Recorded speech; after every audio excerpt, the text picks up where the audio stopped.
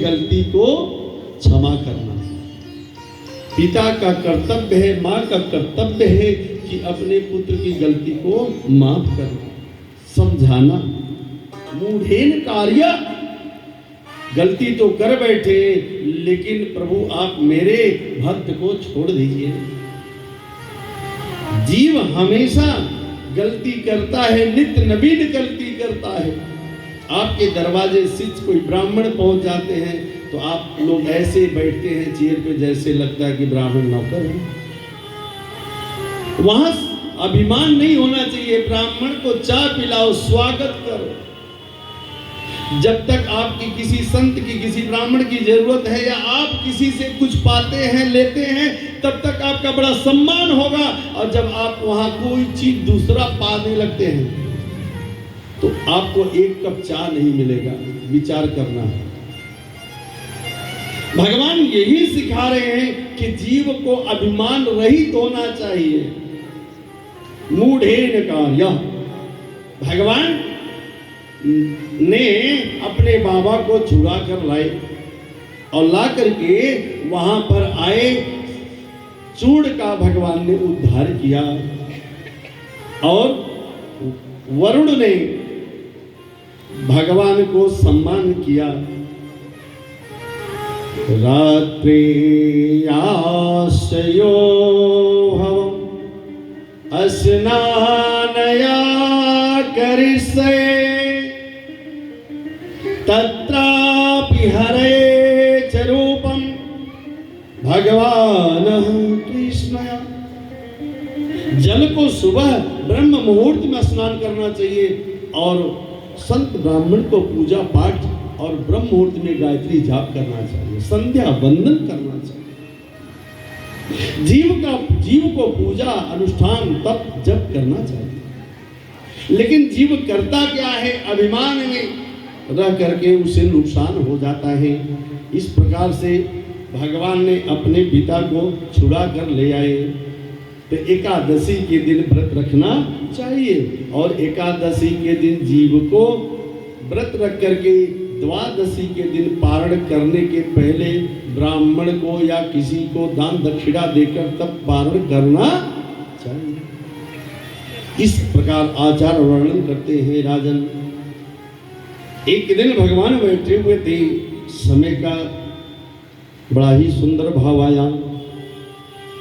मेरे गोविंद ने, आज पूर्णमासी तिथि है, पूर्णमासी तिथि है और मेरे गोविंद आज ने सोचा कि अधरों पर रख करके मैं बांसुरी का निनाद करूं। आज हमारे लता पता चंद्रमा तारा सब डिमडिमा रहे हैं। यमुना का किलोर बढ़ रहा है। यमुना जल बहत अति सोहे, जय जय गंगा अति मन मोहे। जल कैसे बह रहा है? बोले महाराज किलोर मार रहा है और भगवान ने हमारे अधरों पर रख करके बांसुरी का निनाद कर रहे जा रहे हैं। भगवान पिता रात्रि शरदो मल्लिका दीक्षरन्तु मनश्चक्रे योगमायामुपाश्रिता।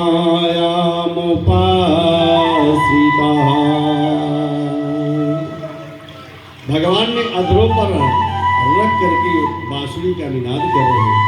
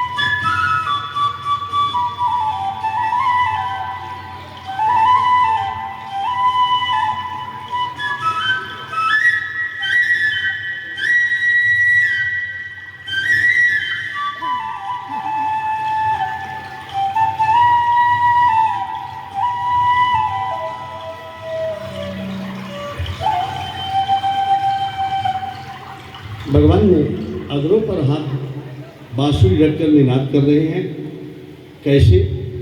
बोले महाराज आज पुष्प बड़ा सुंदर खिल रहा है, पुष्प बड़ा सुंदर खिला हुआ है और यमुना का किलोर, चंद्रमा, आकाश, तारा सब सुशोभित दे रहे हैं। बोले कैसे? चंद्रयो भगवान मनोहर और सुंदर लग रहा है और भगवान ने अधरों पर रख करके योग माया मुपाश्रिता,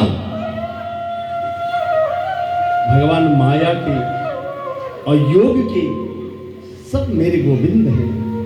कैसे हैं? आज कह रहे हैं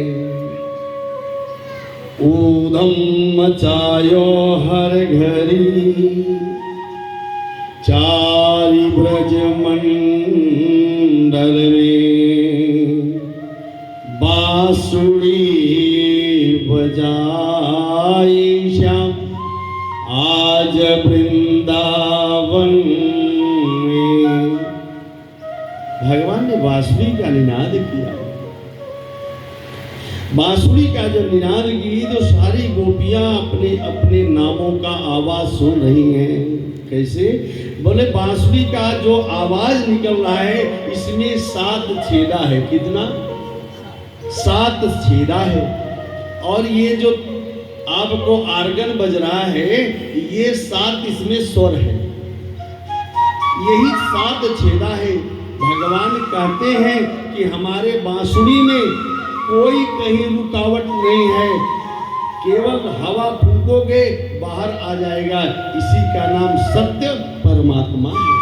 परमात्मा के अंदर कोई कुछ नहीं है, उसमें सब केवल फूको बाहर निकल जाएगा। ऐसे जीव को मुख के द्वारा केवल एक शब्द कहना चाहिए, श्री राधे श्री राधे। यही भगवान कह रहे हैं। इसलिए 7 स्वर है। तो गोपियां अपनी आवाज सुन रही हैं। कैसे? दाल में दूध अंगारा में पानी, दाल में दूध अंगारा में पानी, साग बघारत गोबर डाली। गोपियां कैसी हैं?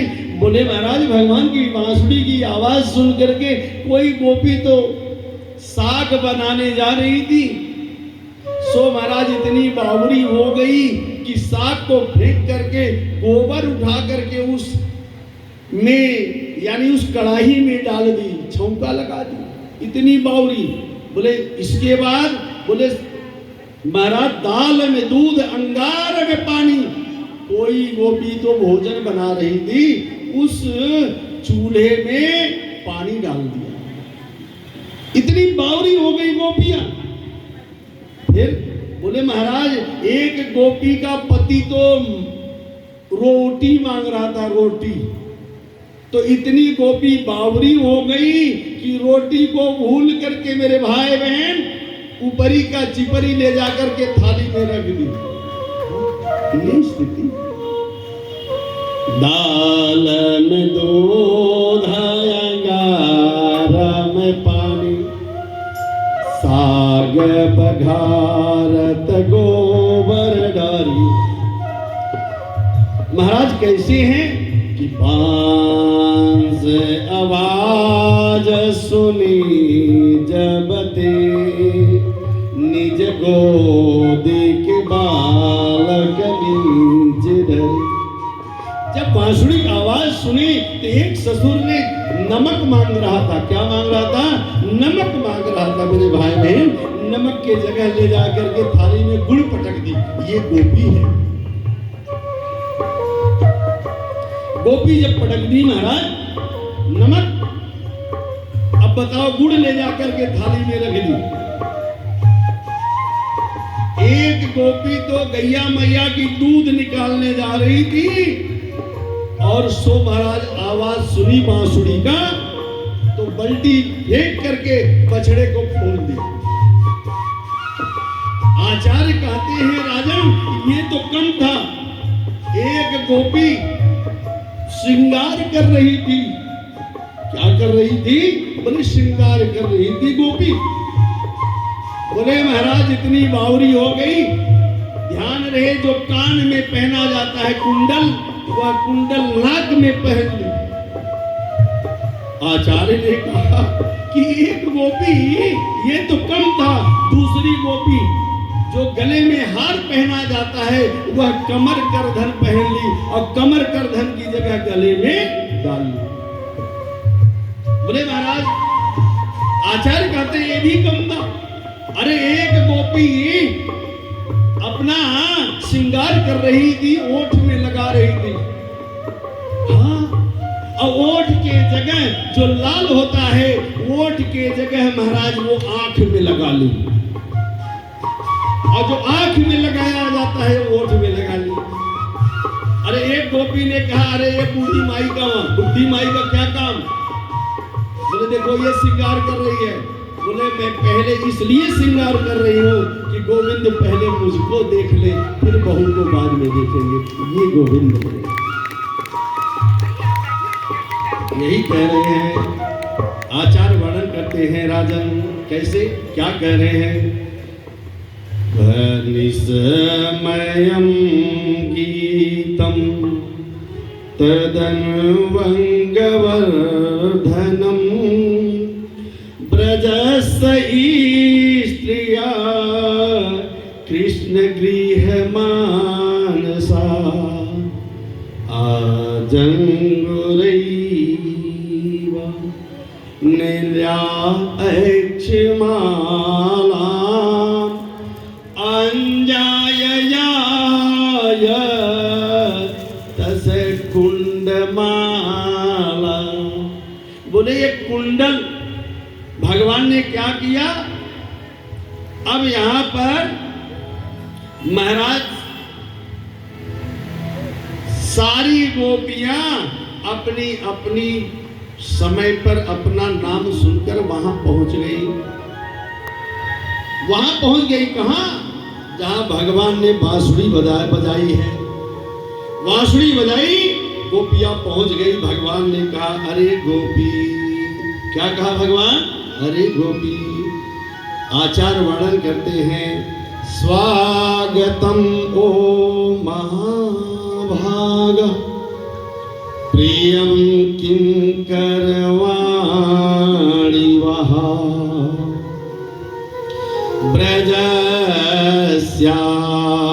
ब्रजस्यानामयं कश्चिद् ब्रूतागमनं तव कारणं। बड़ा सुंदर श्लोक है। भगवान ने कैसे हैं? आचार्य वर्णन करते हैं उनके कान का जो कुंडल है ना, वह झूम रहा था। कैसा झूम रहा था? बोले महाराज जैसे हवाएं चलती हैं और पत्ते झूमते हैं, वैसे भगवान का कुंडल झूम रहा था। कैसा? बोले वैजयंती चमाला, भगवान का माला कैसा? बोले जो भगवान ने गले में माला पहना था वह अति मनोहर लग रहा था। आहा, कैसा? बोले न्याले गड़ा यत्र कांतो ज्वलाल कुंडला। भगवान का ये जो माला है वो बड़ा शोभा दे रहा था, और कानों का कुंडल कैसा लग रहा है कि महाराज वह शोभा दे रहा है। कितना शोभा दे रहा है? बोले महाराज जैसे परमात्मा मेरे गोविंद, आज मैं एक उदाहरण देता हूं, जैसे किसी कुमार कन्या की जब शादी होती है तब तक देखने में अच्छी नहीं लगती है, और जिस समय उसके मांग में सिंदूर पड़ जाता है वह साक्षात दुर्गा लगने लगती है। हाँ या ना बोलो ना? अरे तो ताली बजा दे रहे।